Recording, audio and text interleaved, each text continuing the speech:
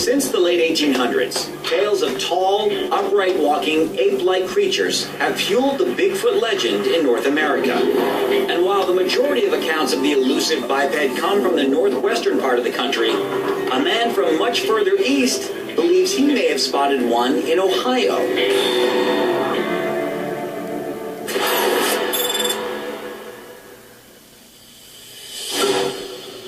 Surprisingly enough, the Ohio, Pennsylvania, West Virginia area is actually a Bigfoot hotspot.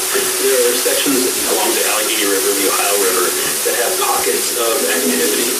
Salt Fork State Park, Wayne National Forest, Chestnut Ridge in Pennsylvania. All these places seem to harbor some sort of strange creature, and there are a dozen or so reports in each area over the last several years.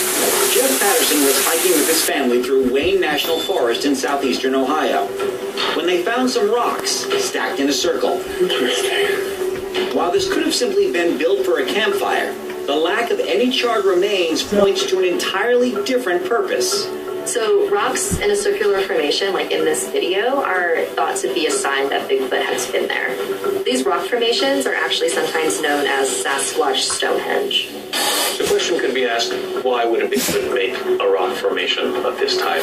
There could be lots of different explanations. It could be a marker, navigational, just so he knows where he's been. It could be the demonstration of territory. This is where I live. This is a marker of my domain. Stay out. A little while later, they came upon a waterfall. And as Jeff was filming the serene sight, he captured something daunting in the distance.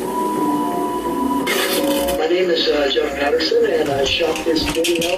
We had hiked back up along a ridgeway through these pine trees, and we came down into a valley. And at the bottom of this 100-foot gorge, we were standing directly underneath a waterfall. And I used my video camera to go up to get the waterfall coming down. And I got back up the second time. That's when I saw one going across the ridge. What we see here seems to be some sort of humanoid entity walking from right to left. The camera seems to cut, so we don't actually get a good look at what it is.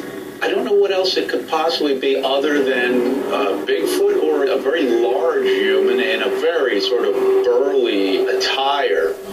If it were a Bigfoot, I'd like to be on higher ground if I ran into it. I'd feel a little vulnerable if I was down where they are. I wouldn't want this thing to start pushing trees down onto me.